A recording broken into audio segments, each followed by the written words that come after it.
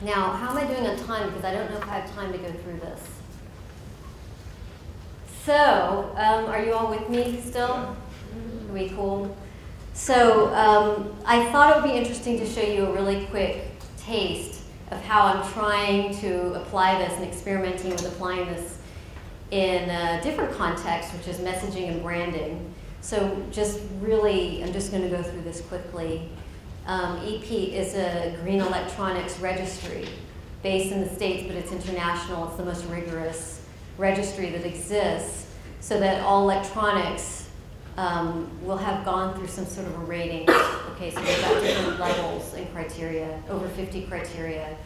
There was a big controversy recently with Apple, in case anyone followed it, where Apple was in EP and then came out of EP and was back in EP. And it hit the headlines because San Francisco has a law that they can't buy products that are not EP certified. So the headline was San Francisco can't buy Apple products. So the challenge was how to message for this new brand or a check mark that appears on the products. And this is new for me, so I just thought I'm just going to give it to them from the psychoanalytic point of view. So I just want to show you a taste of how I translate what I'm talking about, which is messaging that actually acknowledges the paradox. So what does messaging look like that acknowledges the paradox? Now, one thing that I'm not saying that I don't have time to say, a whole other lecture could be about the tendency we have to be very rah-rah, very happy when it comes to green messaging and green marketing. That people want positivity, they want solutions. Do not bum people out. And I hate that. Frankly, I have a real problem with that. It's not that I'm saying that we need to be depressing, but I'm saying, again, thinking about how does a psychotherapist engage with their client that walks in? Does the psychotherapist say, don't worry about it? You know, it's like, it's no big deal. Come on, get it together. You know, why don't you go and go call up your friend, and you know, it's like you would fire that psychotherapist, right? That would just be terrible. What you go for with a counselor or a social worker or whatever is like, they empathize, they acknowledge, they say, yeah, this sounds really painful, but we can do something about this, right? I mean, I'm being really kind of trite, but you know, that's the general message, just like acknowledgement. This is effing huge. This is big stuff. That's psychically real. That's authentic.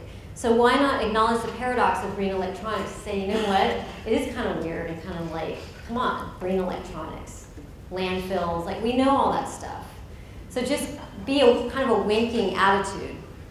So the paradox is that we love our technology, we love our gadgets. We're not trying to tell people not to. And this relates to a really rich discussion earlier today about consumption. We're not saying consumption is bad necessarily, but we're just recognizing that, okay, we have our desires and our hunger, our lust, our pleasure, our excitement. There's also the negative that's kind of a drag. That I didn't have any say in that. I didn't have any say in how my technology is produced, what sort of labor conditions, or whether the materials are recycled or how it can be dismantled. So I would argue that unconsciously, when we're talking about good green behavior, cycling, bus, energy efficiency, that on some unconscious level there's an association and recognition that there's a problem in the first place. But we're very nervous about acknowledging that. We don't want to freak people out, but people already know that. So my suggestion is that find a kind of a clever way of acknowledging, who doesn't want warmth? Another topic from earlier today, who doesn't want like a really toasty house? Who doesn't want to have limitless hot water? Who doesn't want to have cheap, limitless energy? Who doesn't want to have all those things? So the experimentation here, and this is really kind of at the pilot level, is to just speak it, to just kind of come out with it. And I'm not saying condone wasteful, damaging behavior. It's really important to make that clear. I'm not saying, oh, it's okay, go and continue because you have these desires. I'm saying at least acknowledge it, and then you move in with, okay, we get it, we have to do something a little differently. So the question that I put to my branding team is, how do we align messaging to address latent and conscious dilemmas, which frankly I think we all in this climate energy sector can take on board. For example, walking the middle path, not too happy. We know that you care. We know that you know. We know that this is a bit of a drag. We know you want your product, and we know you want to do the right thing. So what they came up with, which I didn't have, I wasn't involved with the messaging, but they came up with this image of a woman with headphones and flowers, and basically the tagline is, love your technology, love the planet. I know that some of you might feel really cynical hearing that, but it's a little incremental movement here, okay? It's not easy to translate this stuff, but it's like love is also like really a key critical thing that I think is important for us to incorporate here. Love, it's acknowledging and speaking to the aspiration that's in ourselves, even if you don't know it's there. So the question is, well, how do you know people love the planet? Well, I don't actually know that. I don't have hard empirical data, but I'm willing to take a risk and wager that most people probably do. And I'm willing to go ahead and create messaging that speaks to people's aspiration, that you care, that speaks to the ambivalence. We know that you love your stuff and you want to do the right thing, and speaks to the anxiety, this is a bit of a drag, and we're all in this together. So finally, just kind of 3 key takeaways that I've attempted to come up with here that hopefully that may be useful for you to sum up where I'm coming from with this, is meeting people where they are. So this is about developing sensitive, nuanced communications. And meeting people where they are is it's not about meeting people where you want them to be. It's about really meeting people where they are. And in order to do that, we need to do research differently. In order to meet people where they are, we have to do research that actually investigates where people are. We need to be more innovative and more risk-taking in the kind of research we do. We need to be more willing to do qualitative. We need to be more willing to incorporate different methodologies to explore where people actually are. Okay? And so it's sort of interlinking all of this. So in terms of doing research differently, one of the points I was making earlier is to go lateral, not frontal. So this is just recognizing that we have defense mechanisms. This is really basic. We have defense mechanisms. If you ask people directly a question that's going to freak them out, they're going to respond in a certain way. So when clients have me design a survey that they're about to send out to a bunch of people about how they feel about climate change, I will revise it.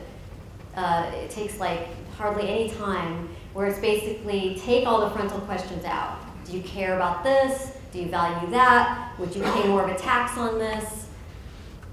Would you ride your bike if X, Y, and Z? Take those out and ask lateral questions. Okay? Go from the side and you will get what you're looking for. If you go from this front, you're going to get the kind of defensive responses.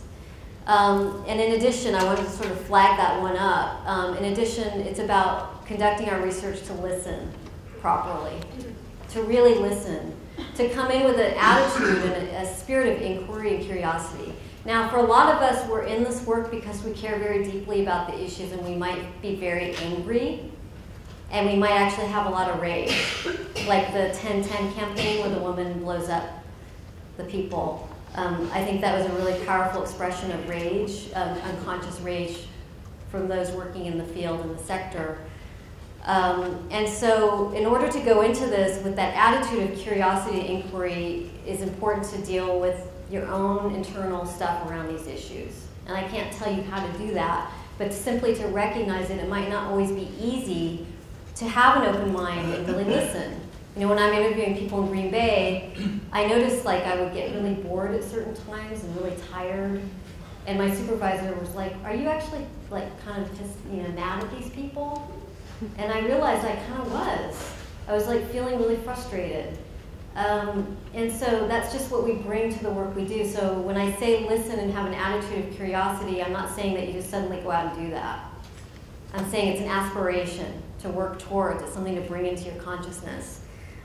Working with interdisciplinary teams is absolutely critical in this work, as we just did beautifully today, where we had scientists coming together with psychotherapists and researchers. That's what we need to be doing. And in order to do that, we have to take a little bit more risks in terms of what we're open to, in terms of methodology, in terms of epistemology. What do we constitute as knowledge and data? Researching affect and emotion, I would love to see a lot more research in this area. I think this is absolutely critical, but it's really on the edge in terms of methodology again, so it requires innovation. So we really need to be supporting innovation in how we research affect and emotion. Using contextual psychosocial methods, one of my big problems with behavior change research and discourse is that it isolates people from their context. Not only that, it isolates individuals from their social context. So I think we need to be mindful of the way that we tend to construct and think about people as individuals and discrete, which I think is really understandable, and it's easier to do research if you proceed from that place. But in light of what I'm talking about, I think we do need more contextual psychosocial methodologies. And finally, narrative and meaning-based inquiry, which is really getting into the meaning level and exploring, really embracing narrative-based research more in what we do. And finally, designing meaning-based programs. So where this all kind of leads together is, I have a little diagram up there which actually shows what I'm not in favor of so much, which is this, the kind of incentive-based approach to behavior change. Again, that we have to tweak, we have to cajole, we have to offer people rewards like we're children, like there's a toy, and there's already quite a lot of research that shows that incentives are very short life, kind of incentivizing getting a quick response. But if we're really interested in long-term systemic change, it's really on the social, cultural level that we need to be working at, as well as the psychic level, and to not separate these things out as much in the way we do, which is why I'm talking about meaning-based program as opposed to, let's rely on smart meters, because, let's face it, how you interpret the data on a smart meter is filtered through your meaning scheme. So that's going to land and have meaning for people depending on their location, what's valuable to them. But there's a kind of a lot of excitement right now with regards to the smart meter technology, which is obviously, making visible what's invisible is really powerful and profound. But it doesn't stop there.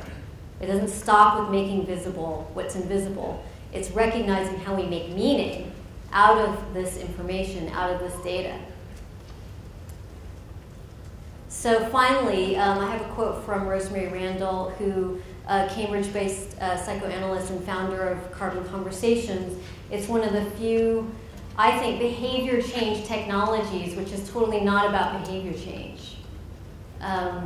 Rosemary wrote a piece or gave a talk, Why We Need to Stop Talking About Behavior Change, which I completely am behind, which is if you want people to change, you've got to listen to them. You've got to understand what stops them from making changes or engagement with issues, and find that happens through conversation. So that's a whole other topic with regards to conversation and listening and dialogue as a behavior change platform. And because I don't like to talk about behavior change, and I want to encourage you all to leave this room really thinking twice about using the term behavior change, and maybe more about meaning change, or social change, or cultural change, is about this idea that comes out of this notion that when we talk to each other, things do happen.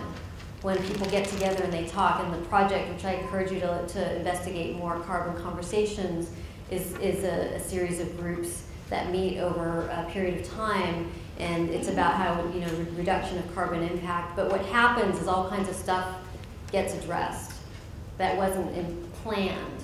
So what does this mean for me as a mom? What does this mean for me as an employer, and so forth?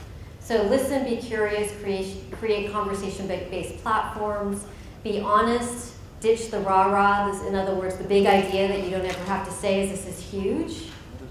I don't think we need to be afraid of saying that. I think we're terrified of that. I think it makes us scared, but that's okay. I think that it's really important. The more we can acknowledge this together, the more empowered and effective we can be. And finally, partner with psychological practitioners and creating interdisciplinary teams. I can't emphasize that enough. Planners and engineers don't have to take it all on, okay? And psychologists don't have to take it all on. It's really about, we're very fond of systems thinking and resilience, but we're not necessarily translating that into the way we're thinking about human behavior. So if we want to be really systemic, we need to really bring in these disciplines and these areas of expertise and see where it leads us. On that note, I will end. Thank you.